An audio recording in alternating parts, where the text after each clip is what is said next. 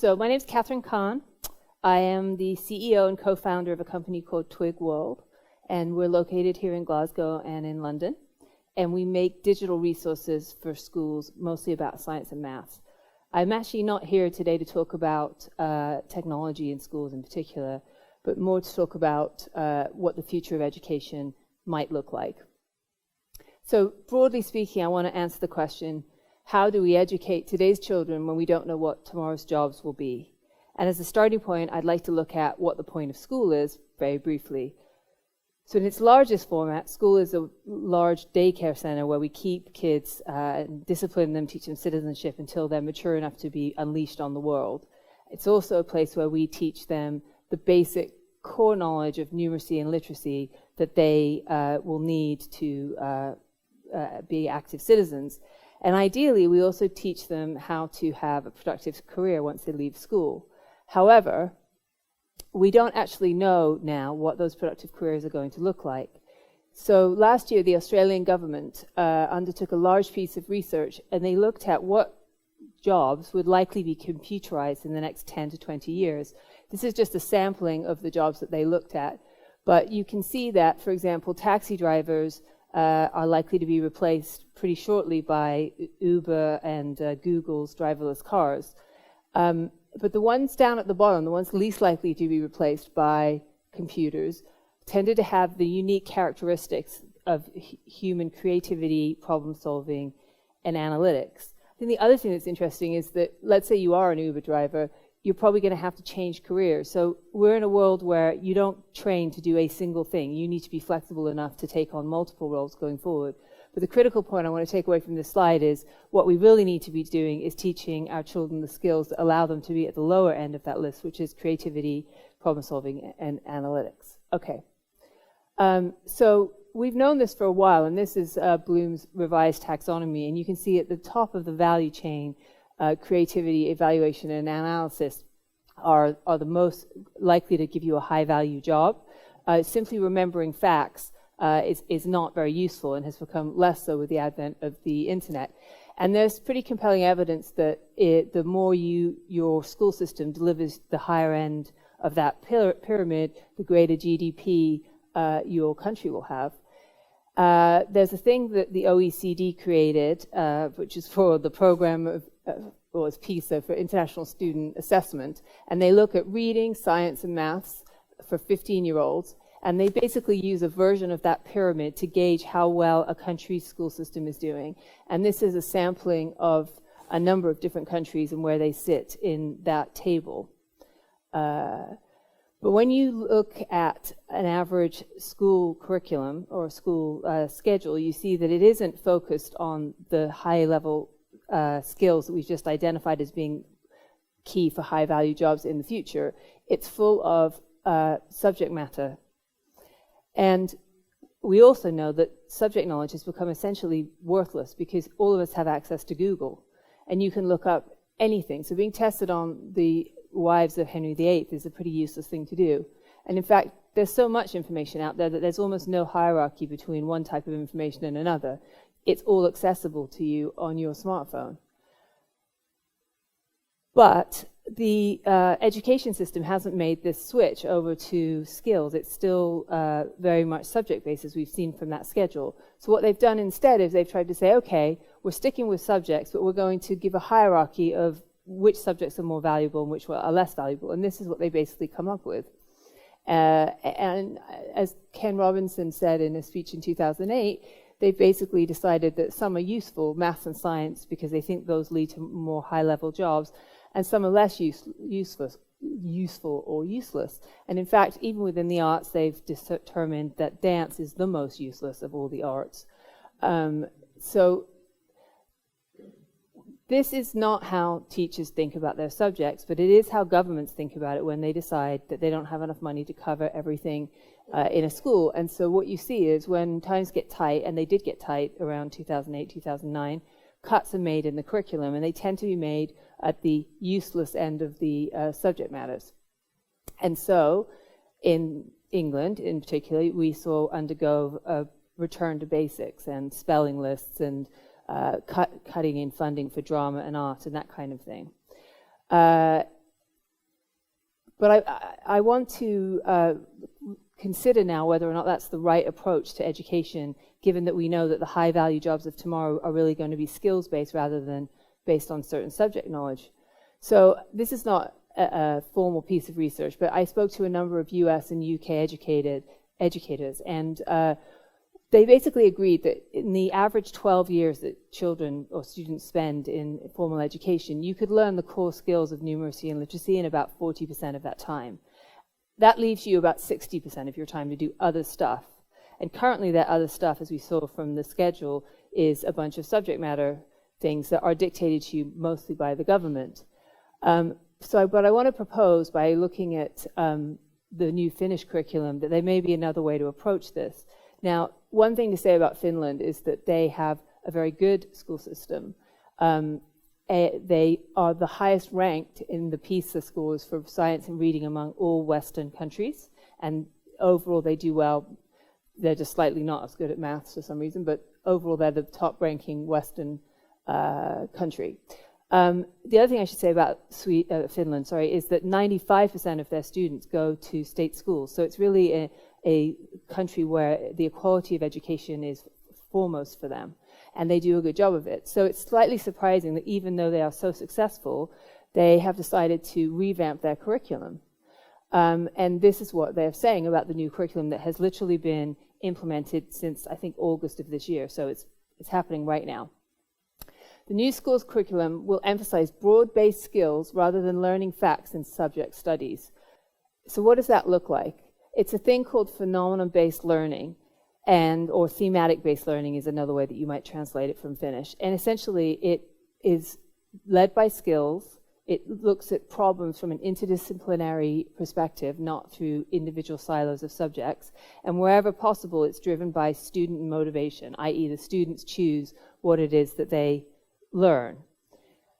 And they're so committed to this new way of teaching that they've actually designed schools that have both classrooms for learning the core competencies of numeracy and literacy, and then more collaborative classrooms for implementing this phenomenon-based approach to other subject areas. And the reason that they're doing this is because they know that they need to teach their children how to be analytical, problem solvers, and creators.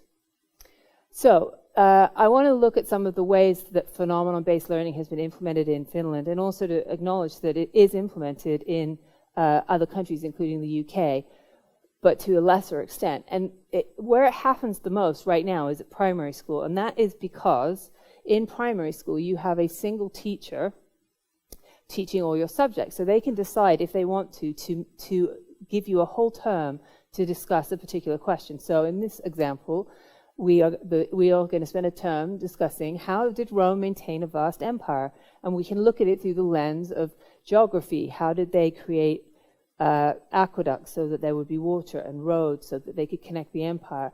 Citizenship, what were the laws that they imposed on their territories, and what was the difference between dictatorship and democracy in Rome? Physics, we can study how they had superiority on the battlefield through the use of the catapult and what that looked like. And literacy, we could read myths, and we could read about the laws that they created that they used to run their territories. And so throughout the term, we could answer the question, how did Rome maintain a vast empire, by studying all those subjects, but in a much more cohesive, interdisciplinary, and problem-solving way. And this happens at primary schools. But when you go to secondary school, you tend to end up with a bunch of teachers who are subject-specific experts, and they think that their subject is very important, and they teach in silos. So it would be hard to change that immediately, but one thing that you could do just as a halfway gap on the way to full phenomenon-based learning would be to ask the teachers to work together to coordinate, so that at the same point in the term, they'd all be studying the same problem. So they could all be studying how did the Roman Empire maintain such a vast territory, simply by asking them to collaborate and to work together in that problem-solving way. But what we're really wanting to move towards is what Finland is attempting, which is a student-driven approach. This can either be done by a group of students or by an individual student. And in my example, I'm going to say that there is a student who really loves the Great British Bake Off, and they want to learn how to be a wedding cake maker. So the first thing to say is that neither they nor the teacher is the expert in this. So there's no sage on the stage approach. The teacher is the coach that helps the student get through the brief. The next thing is that the student has to define the brief. So in this case, the student will say, I'm going to learn how to make wedding cakes, I'm going to get a client, I'm going to agree a contract with that client, and then I'm going to deliver them a wedding cake for their wedding, which is on December 3rd. And it should probably be a friend or family member because the cake may not be that great. The first thing that the kid is going to do then is go and look at references of people who are good at making wedding cakes and get expert information. And this is what we call in my job, and I'm sure in a lot of other people's jobs, a competitor scope, right? The next thing that they're going to do is they're going to research everything that they need to know in order to be able to make the wedding cake and draw up the contract, et cetera, et cetera.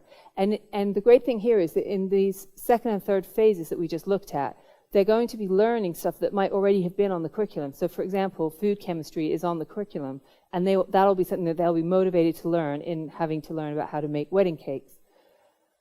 Then they have to prototype their cake and get feedback, which is, again, something that we do in business, and it facilitates what the internet does really well. It's also very motivating to be given feedback from peers and experts and your teacher in quick succession.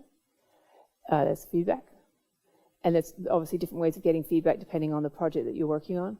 And then you iterate until you've got it right, which is another thing that's important in this process. Failure is not failure. You're expected to fail because you don't know how to do the project at the beginning, and you're applauded for persevering and continuing until you get the product right. And then finally, when you're done, or when your delivery date is, you publish it or you deliver it. That process that the child has just gone through mimics product design, it mimics engineering solution design, it mimics scientific method, and it allows them to approach problem solving no matter what the subject matter is. It doesn't matter whether it's building a cake or, in Edgar's version, figuring out the various gravitational and sun relativities of Tatooine. That could have been his project that he suggested that he do, and in doing that he would have learned a whole bunch of maths. The other thing about this approach is that it gives student agency. We talked at the beginning that there was no sage on the stage. It's very motivating for students if they are the ones driving their learning. And it also means that we're not restricting down the subject matter. So if you're really interested in archaeology, which I was told today is no longer possibly on the syllabus in the UK, it's been completely kicked off, you could choose to do a project that involved archaeology because you really can choose anything you want as your phenomenon. So towards the end of this talk now, I just want to look at what's feasible and where we go from here. I think one of the things we have to acknowledge is that we're not Finland, and where we are in terms of education, if you see in this continuum, education is not particularly digital or 21st century. It's better than the government, but it's nowhere near what you guys are used to in terms of your smartphones and consumer world. But I do think that there is a way that we could restructure the curriculum so that we acknowledge that there are core knowledge that you need to learn in a traditional sense, and then maybe we acknowledge that there's some content-based knowledge that you should understand. So for example, maybe we feel you do need to understand climate change, so we set you a phenomenon to explain why California has been in a drought for 7 years, and through that you will learn about climate change, you will learn about ocean flows, etc., etc. And then we leave time in the curriculum for students to design their own phenomenon and to focus on areas that they are interested in. And critically, by doing that, we give them the skills to problem solve and be creative, which, as we learned from the beginning, are the characteristics that we need for the higher order and higher value jobs of the future. So this is my last slide, and I like it because I think it shows what we're currently doing to children, which is sort of overloading them with a bunch of essentially useless content knowledge, when what we really need to do is empower that child to be able to problem solve in any situation, because she's going to have many jobs in her life, and if she wants to have high value ones, she's going to need to use creativity, evidence, analysis, and problem solving in order to get through them. So that's the end of my talk, and that's my view for the education of the future.